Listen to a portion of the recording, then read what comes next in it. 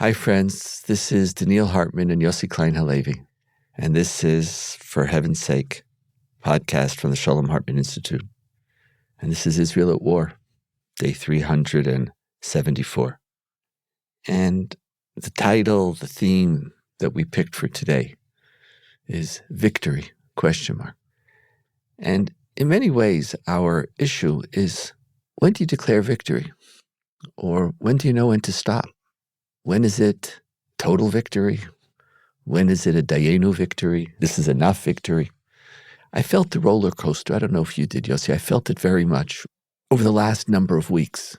It even reflected itself in the podcast, where I was extremely skeptical about us moving into Lebanon. I know Lebanon. We all know Lebanon. And then we had the beepers.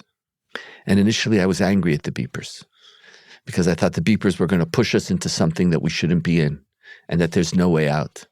And then after beepers and handheld radios and Nasrallah and Nasrallah's replacement and Nasrallah's replacement's replacement and his replacement's replacement. And after it turns out that there were 17 different people or so, let's use 18 because that's a Jewish number, 18 people who were the chief of staffs of Hezbollah. It's like we kept on assassinating different people who seemed to have the same positions, but it was, unless they were replacing them so quick. And like, it was just, there was this plethora of stuff. And I remember you said something that was really important for me, and it was good for me, when you said that this was really valuable because it was a deterrence from despair. I think it was a term you used. And I let myself. And I said, Yossi, you're right. And that's really what it was. You hit on something really powerful. It wasn't a strategic, dramatic. There was something we deserved to have those few moments. And I said, so you know what? And I dared to believe. Because, the minute you put your despair aside, you begin to believe. And yes, and you start looking at the achievements of the army and what they've succeeded. It's remarkable what they've done. It's remarkable. And then things continue. And then you realize this is not a beeper war. It's not a beeper war. It's not going to be poof. And we wanted for a few moments to feel that it was. And this week has been a very bad week. Many of the things weren't even reported. We all know of the horrific casualties at the Golani Army base. And here, one of the co-producers of our podcast here in Israel, his best friend's son was killed. And then just that same day, the same David Dishon, who is our dear, dear friend who lost his grandson in Gaza, his son-in-law was severely injured in Lebanon. 20 other people were injured, but wasn't even reported. If there's no deaths, it's as if everything's okay. And now as we sit here on day 374, Haifa is attacked every day. Haifa is the new Kiryat Shmona. We were moving into Lebanon in order to enable people to go back into Kiryat Shmona. And now Haifa that's the new line. And Hezbollah, who we ostensibly destroyed all of their leadership, are working with complete and total command and control. Complete. This is not some little sergeant or some little somebody deciding when to fire where. Everything is coordinated. So something is going on. So there's a shift. Mm-hmm. I want to talk about that shift, like hit me in the gut. It hit me in the gut, there. It's like, it's true. It's better to have loved and lost than never to have loved at all. But hope, when it comes to Lebanon, is very, very elusive and sometimes even dangerous. Just before we even get into the full, like this story, I just told a whole story. Yeah. Did that story aggravate you? Do you share it? No, it didn't aggravate me, because I think what you're evoking is the price that we're now paying for this string of extraordinary victories, and the blowback was inevitable. But it doesn't speak to me. You didn't tell me. It doesn't speak to me. It doesn't speak to you? It doesn't speak to me strategically. It speaks to me personally. It speaks to me humanly as an Israeli, but not on a strategic level. And before I say why I'm still hopeful on a strategic level, I should say that our generation, your and my generation, the generation that really in some ways came of age in Lebanon, the first Lebanon war, is permanently wary of imagining a new Middle East emerging from a war in Lebanon. We've been there. It was a disaster. It was the first war, and really the only war, that Israel decisively lost. And we lost it because of overreach, because our political ambitions were grandiose. Our strategy was wrong. And everything was wrong. And if you well remember that in the first week of the war, there was near wall-to-wall consensus here. We're pushing, at that time it was Yasser Arafat's PLO, the Palestine Liberation Organization, 40 kilometers back from the border. And that was never the plan. It was never Defense Minister Sharon's plan. He even hid his true intentions, at least in part, from Prime Minister Begin. The intention was to go all the way to Beirut and change the Lebanon government, install our Christian allies, and we all know how that turned out. I was part of his private war. You were. That was my war. And it turned out to be his private war, which half the country decided we didn't sign up for. And interestingly, Sharon's takeaway from that was you can only govern this country by consensus. And when he became prime minister, he implemented that policy. He became prime minister in 2002 at the height of the Second Intifada. Because his personality was the antithesis. Of consensus. But this was the elder Sharon. Interesting. I never connected. And when he became, what I remember is that he became prime minister at the height of the suicide bombings, the Second Intifada, and he didn't respond. And people were saying, what happened to Sharon? And he said enigmatically, restraint is also a sign of strength. He sounded like Shimon Peres. And he waited and waited until the Passover massacre. And the Passover massacre of 2003 was the moment when the entire country was saying, enough. And that's when he gave the order, now we're going to go after the suicide bombers. So that's the background that you and I bring to this conversation. Where I disagree is that we don't have to create a new Middle East. It's waiting, it's pleading to be born. It's the Abraham Accords. It's the Saudis who are desperate to throw off their caution and publicly throw their lot in with Israel. In order to do that, we need to reassure them that we're still Israel. And so here I think that the dynamic is the opposite of 1982. We need to defeat, and now we'll unpack that word defeat as we need to unpack the word victory. We need to defeat the Iranian axis in order to reassure our potential Arab allies and those Arab countries that already have thrown their lot in with us, that we're worth the price that they're going to pay. See, we achieved that in the first 2 weeks with the beepers and the assassinations. My big fear is that we don't have a plan on how to declare victory right now. And if we break it down, let's break down what was the initial strategy, the initial goals, and what's being discussed, and why it is that I'm again starting to feel uncomfortable. Mm-hmm. If the goal is to destroy all the bunkers and all the homes within a kilometer of the border, and it turns out the homes that had tunnels under them, and homes which turns out that every single one of them was serving as a staging ground against the will of the people. No, they don't. Hezbollah's not asking. Maybe or maybe not. Or maybe not. Maybe they put maybe they were paid. Maybe they were paid or whatever it was. But every single one of these homes had extensive cachets where we know Hezbollah terrorists could come and dressed as farmers, go into the house, dress, have all the equipment, and do whatever, and then from there launch an attack on northern Israel. We have to remove that.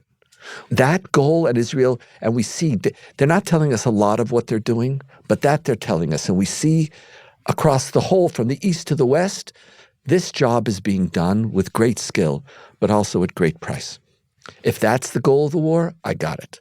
Second stage, the coronet. What about pushing back to the Litani? Let's go to there. Second stage, coronet missiles, which Iron Dome has no ability against because their trajectory is straight. They fly 1 meter above the ground with laser guiding systems. They could fire up to 10 kilometers, basically making anybody within 10 kilometers. You just can't live there. You never know when a terrorist is going to get up, fire, blow up a house, blow a car.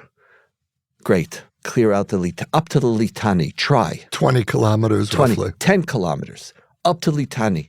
If that's the goal, not only is it a just war, it's our right to try to achieve that. And that really brings us back to the 40 kilometers consensus of the first week of the first Lebanon war. Of the first.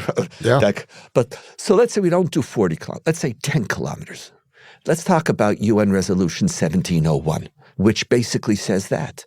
It says there should be no armed military groups other than the Lebanese army south of the Litani. There's a UN resolution. It's not like Yossi, Donniel, and people in the north.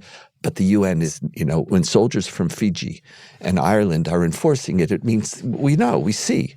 Again, the newspapers begrudgingly admit it, but we see. And we see bunkers literally a few meters away from UNIFIL But positions. you know how it's reported again?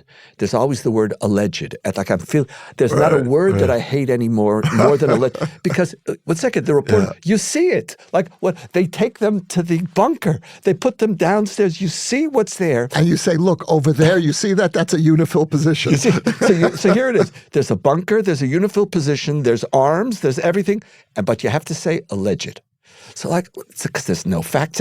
So that could just drive you, even me as, even I get infuriated by, there's at least something. So but you can't say anything. Everything has a political twist to it. If we just say that, I can understand. But one of the things we're seeing right now is we have no ability to stop Hamas, Hezbollah, from being able to fire missiles. Lebanon is not the 400 square kilometers, 40 kilometers by 10 kilometers of Gaza. It's huge. It's bigger than Israel. They have missiles spread all over the country. And even when we destroy 50%, the whole number percentage is so interesting to me because what does a percent mean? A percent is of what? As you know, in my past, I used to run marathons. So normally it's a circle. Why the past? It's a. What happened? You don't run marathons anymore? Yeah. I just had my 66th birthday, so I run half marathons now. Happy birthday, Donniel. Thank you. It's a little healthier for me. Half marathon. Half marathons are a little healthier. But the strangest marathon is the Tiberias Marathon because you run half and then you turn around and run back. This is they don't want to because it's easier to manage and whatever. It's very different than Manhattan or any other place that I ran. So you reach the half, you still have this. What does half mean? Mm-hmm. You have to run a marathon with a half point to understand what does half mean. So half of 150,000. What does half? They have an ability to hit consistently Haifa, but I'm worried now. They've gotten us into a war of attrition, Yossi. War of attrition, what are we going to do? So now we're going to say we're going to continue to bomb and we're going to continue to put troops until we stop your ability to hit Haifa. I'm afraid that's on the verge. In a moment we'll talk about Iran, the larger, but what are goals that could be achieved right now? Right, so I don't think you and I have a fundamental difference in terms of the need to establish clear and relatively limited goals. I think that pushing Hezbollah back across the Litani is huge. I don't think that's an insignificant goal at all. I think it's after our successes of the last weeks, it may be doable. I understand that we're moving very quickly. We're not far from that. Yeah, I just went to my secret sources. Well, my secret source is my acupuncturist who I went to today. And I have much better sources than you, but they're so secret I can't. Well, I can't tell you his name because it's that secret. But he looked exhausted. I said, he was doing acupuncture on all the officers in the army. I said, you don't sleep? He said, I just got back from Lebanon last night. He's been in active combat for the last half year. And he's going back in 2 weeks. And that, by the way, is one of the things that worries me, is that we're stretching our reserves too thin on two fronts. But what he did say was that we are making such impressive progress that the army is actually surprised. He said, Hezbollah, they're running. They ran away. It's like the old Hamas. That's where the Hamas used to be. No, even Hezbollah, they don't fight and surrender. But that's important. They fight to live and fight another day. They dissipate. Yeah. But I understand that they're dissipating to the north. Yeah. But the command and control of Hezbollah, which They're still active and powerful, and they've been replaced, and there's a new command group who have been reconvened and who are in place and giving orders, etc. So it might be that the Litani is achievable. And, again, our sources all speak about the fact that we have to finish any ground campaign before November, basically, or before mid-November, early December. Because of the weather or because of American elections? Because of the weather. Mm-hmm. You can't do a ground campaign in Lebanon with tank. It's not Gaza. The weather structure there is completely different. And then, so whatever it is you have to achieve, you're going to achieve. But what happens if they're going to still fire on Haifa? Yeah.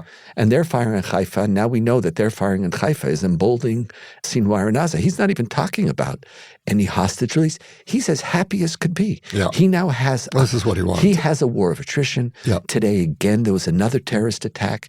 The terrorist attacks are happening every day now. Like this. I don't even think it's being reported abroad. Every day there's a terrorist attack. There's more people. So there is this... at what point should we declare? That's what we're calling. Let's call it victory, because it's not a failure. This is part of what I accepted. What you said. We have to embrace the remarkable power, success of our army and declare victory. Good, but are you ready to, quote, declare victory before we push Hezbollah back to the Litani? I'm willing to accept that is an intelligent, well-thought-through goal that I think it might pay to try. It might pay to try so that our North could move back home. It's a just war, and I can understand the logic of it. But we have to look at, and on an ongoing basis, look at the reality on the ground. Are we achieving it? Is it successful? If it's moving forward, that we're not getting stuck in a new mud. If that is a goal, I'm there. Let's declare victory. Declare victory, because we're not going to be able, and I hear it, set up a new order. Now people are talking about, we want to make sure that Hezbollah is never going to be able to rearm itself. Okay, am I going to want to keep on fighting until I achieve that? What does that mean? I want to do it so that there's a chance that we could have a new order in Lebanon. What happens is and I don't know if I mentioned this, but when you're successful, people say, let's keep on fighting. When you're not successful, people say, let's keep on fighting.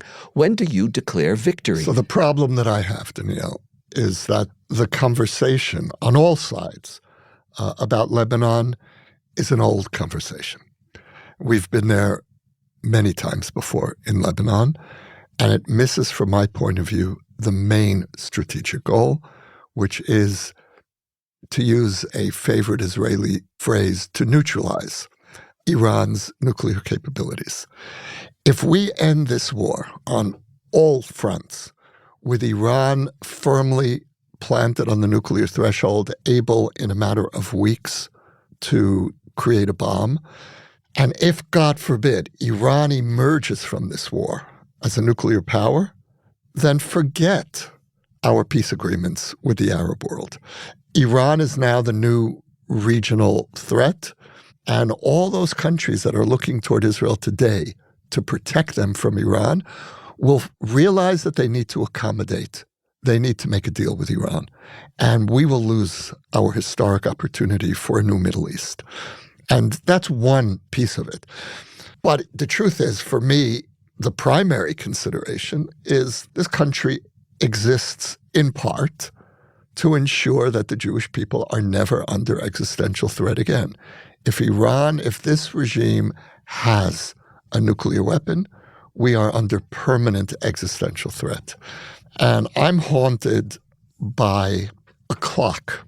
There's a clock in Palestine Square in Tehran, colloquially known as the Doomsday Clock. It's a big digital screen.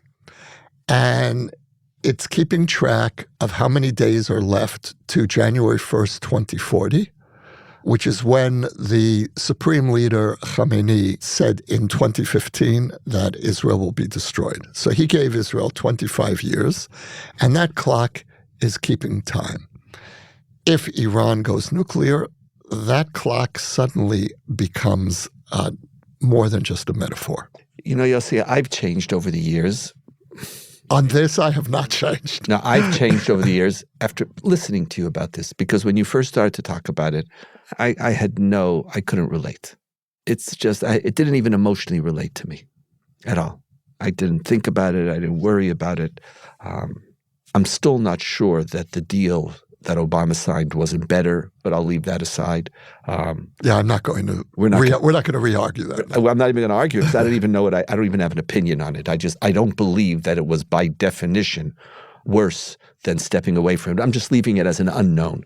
But over the years, and especially over the last number of years, as this access of Iranian proxies are attacking us, I agree with you. I understand that there's something much bigger going on here. But there's somewhere in the middle that you lose me. Did you say we can't stop this war until we neutralize Iran's capacity? No, we can't exit this war. We can't end this war. It's different than saying we can't stop the war. What I mean to say, okay. I'll explain what I mean. Fair enough. We can, if we push Hezbollah north of the Litani, Dayenu. And Iran is still there, Yossi. At that point, we go to Iran. We go to Iran? Absolutely. We go to the nuclear facilities. That is the great unfinished business of this war. And I'm ready to stop the fighting in Gaza. I'm ready when we push Hezbollah north of the Litani to stop the fighting in Lebanon in order to deal with the root of the problem and to stop going back and forth as we've been doing for 20 plus years between the two Iranian proxies. See, as I'm listening to you, and I appreciate the line that you're making. And you were very consistent about this in our conversations over the years. You're not one of those who says Iran is the problem, so therefore we could take on Iran and we can do this and we can. You're not someone who's at all drunk with power or delusional at all. That's not you. You actually said that because Iran's the problem, we have to make strategic choices. It determines when we go to war. It determines our settlement policies. It determines who our allies are. So when you're saying this, I'm not like, there are people who talk this way as if power is a first resort. Let's just go show the world. This is desperation. This is desperation. Not strutting. Exactly. It's not strutting. So I respect you for it. And I respect the subtlety of the two positions that you're holding. But here I have such a deep disagreement with you. And that disagreement has even been reinforced over this last year. Let me try to articulate it. And how does that work? Because I understand where it's coming from. You use the words, Israel was formed to ensure that the Jewish people... In part, right. You're right. Good. Thank you. Let's be precise because I also appreciate that. And that was a deliberate qualification. That was for Donniel. I agree with you on that. That Zionism... That's not our main purpose. That Zionism has a spiritual, moral agenda. Absolutely. So I'm with you. But and the state exists not because of the Holocaust. It exists because of 2,000 years of Jewish longing. See, that's what makes, personally, if I could just comment, you don't need me to comment on you. That's what makes you interesting. Because you hold positions which so many other people hold without nuance. But thank you. It's like this either or, like you're holding this position, but you don't get, if I could use a Donnielism, you're not boxifiable. I've never heard that one. That's good. Count on me, you know. Like, especially when you make aliyah at an early age, you're not proficient sufficiently in Hebrew or sufficiently in English. So your creative forces, you don't feel limited by language. You're not boxing, you're not. And that's how Eliezer ben Yehuda recreated Hebrew. He was an immigrant. No, but I really appreciate that. But something that I've always believed, but now it's like I know it. Doesn't mean I'm going to know it next week because we already know I might change my mind. But at this moment, I existentially feel the issue of limits of power. And the limits of our military. And the limits of what we could achieve is not just, something that we have to talk about, take into account. It's not a factor that we have to take into account. The limits of what we could achieve have to guide our aspirations. This is not messianic, and you're not a messianist. I'm not praying. I could pray for anything. And you could pray because then you say, God, first of all, God's not going to do it anyway. So God is both a combination of the infinitely powerful who can do anything, and at the end, someone who doesn't end up doing anything. So you pray for whatever, here my own heresy comes. We should have an episode on theology. On theology, but let's, so pray for what you want to pray. It just doesn't matter. There doesn't have to be limits to what you pray for. So fair enough. But when you want to send our troops in, what you're sending them in for, both the sacrifice that it's going to require and deep down in the definition, and I know you're very ambivalent about using moral discourse and when you use it, but war is legitimate killing. It's when you're allowed to kill, in which killing is not murder. because you're killing in self-defense. And there's a direct correlation between the life that you take and the self-defense and the efficacy of your actions. So are you saying that an attack on Iran would be prolonging the war in a way that's not justified? I'm saying two things. I'm saying if we can succeed, the fact that we have an existential need, the fact that you define that Israel was formed in part to ensure that the Jewish people never face an existential threat again, that's a prayer. If you want to talk prayer, I'm okay. But you're now talking about military policy. If you're talking about political goals, I'm there too. I'm with you. If you're talking about, listen, part of the job of a military, and Tal Becker gave me this line, and I found it very helpful to me when he said, the job of the military is never to achieve total victory. That's very rare. That's operations. The job of a military, when you go to war in a war of self-defense, is to ensure that your enemy cannot dictate policy anymore. They don't dictate the situation. The job of your army is to ensure that they're not dictating this reality. Well, it's interesting. I would actually qualify that by saying that's not true in all circumstances, but it is true for Israel because we're a very small country surrounded by enemies. And, many people, especially on the right, tend to make the analogy of World War II. The only way that the Germans and the Japanese began to change is when the Allies decisively won. And yeah, it's a very tempting analogy, except we can't. We won in that way once. In 1967. And it didn't turn out so good, as we say in Brooklyn. And even the world, and there's so many, since then, it's very rare that you have the white flag. And therefore, the issue of declaring victory is when your army brings you to a place where political solutions, which couldn't have been thought about beforehand, are now possible. I feel we could have declared victory in Gaza, and I think we lost the moment when Netanyahu declared, no, we have to hold on to the Philadelphia corridor, and it turns out which we're barely there anymore, by the way. And it was a complete it was a lie. What a surprise. Even though this week another soldier was killed there. So it's like we're there and not there. And it turns out there were no tunnels anyway. The whole thing was a lie. There were no active tunnels. Morsi had shut them all down. But I'm frightened that we wasted the opportunity to declare victory in Gaza. And now I'm not sure what an exit policy is. Because if you don't activate some negotiations, you're just going to continue to do what? Which is, by the way, what it seems that maybe a lot of people want to do.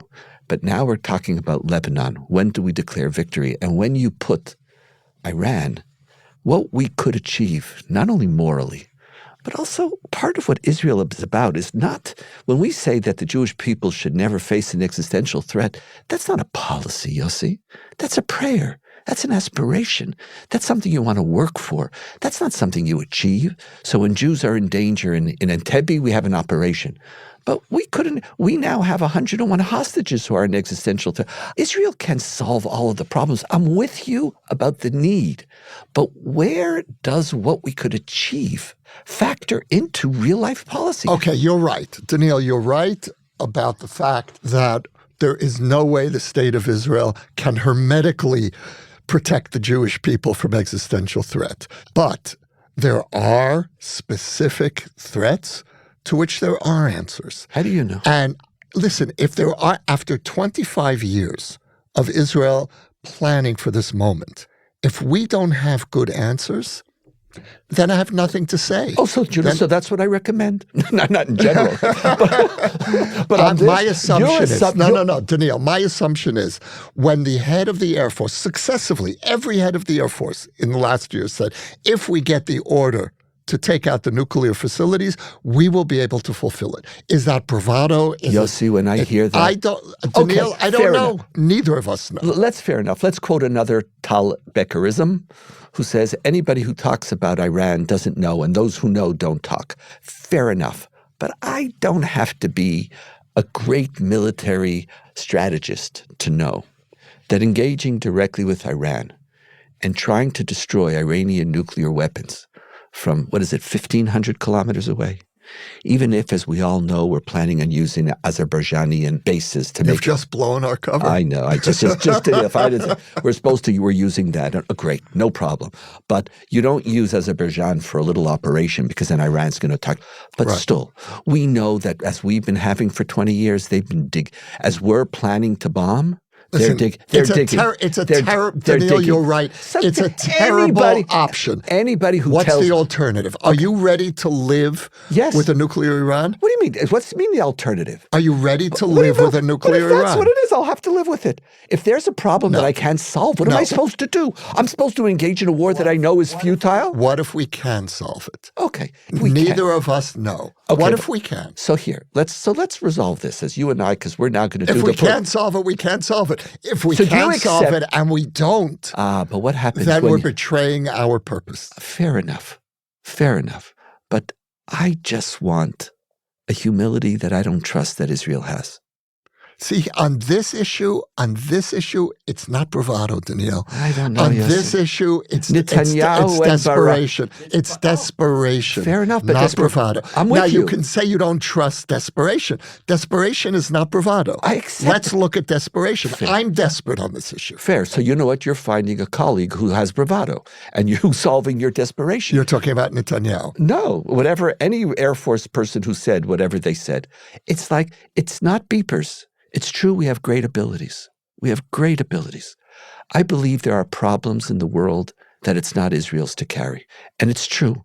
It's not right that we should be worried about Iran. And when the opposition leader in Canada says if Israel would take out Iranian nuclear capabilities, it's a gift. I forget his name. They are giving a gift to the world. I think that's true. Yeah. I don't understand. And people are talking Trump.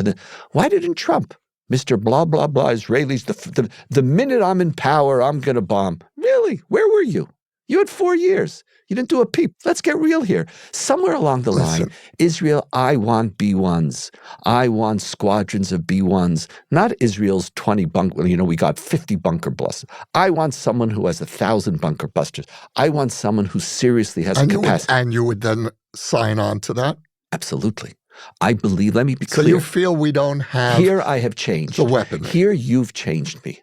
I accept that Iran is a critical, strategic, moral, corrupt force that has to be dealt with, but that's exactly why you have an international coalition, and it's when we such thing. So let's create on Iran, there's no such thing. It's true. There won't be. We're in 2025. But it's Yossi, a different West. The West is not where it was 20 years ago. America is not where it was. Fair enough. It's on us, Donniel. It's on us. Yossi, but what's on us has to be intimately connected, not to our existential need, not bravado. It can't grow out of desperation. It has to grow out of capability, capacity, and implementable strategies. And the fact that somebody in Israel says they have it doesn't impress me in any way whatsoever. So, Donniel, I would say that here is where our different backgrounds come into play. Because for me, this is the most basic Jewish moment. And if we fail to try with our Air Force, with our missiles. So no, it's not optimal. Do you know how dangerous that's going to be, by the way, Yossi? Oh, I know. We're sending pilots, God forbid, into a death trap. No, worse than that, Yossi. And the home front. Not even that. As we're speaking right now, we don't know if by the time this podcast drops, Israel's about to do something in Iran, right? Who said it's going to be successful? So we told President Biden we're not going after the nuclear facilities as if we had that capacity. And we're not going to go Maybe we do, Donniel. Maybe if we have even partial capacity. If we're the only ones who are ready to do it, we have to do it. I don't know. Maybe my background is realism, is anti-messianism. And just like yours is a post-Holocaust, I grew up with an anti-messianic. It is apocalypticism. It is. I grew up with an anti-messianic father for whom the messianic dimension of Zionism was what frightened him the most.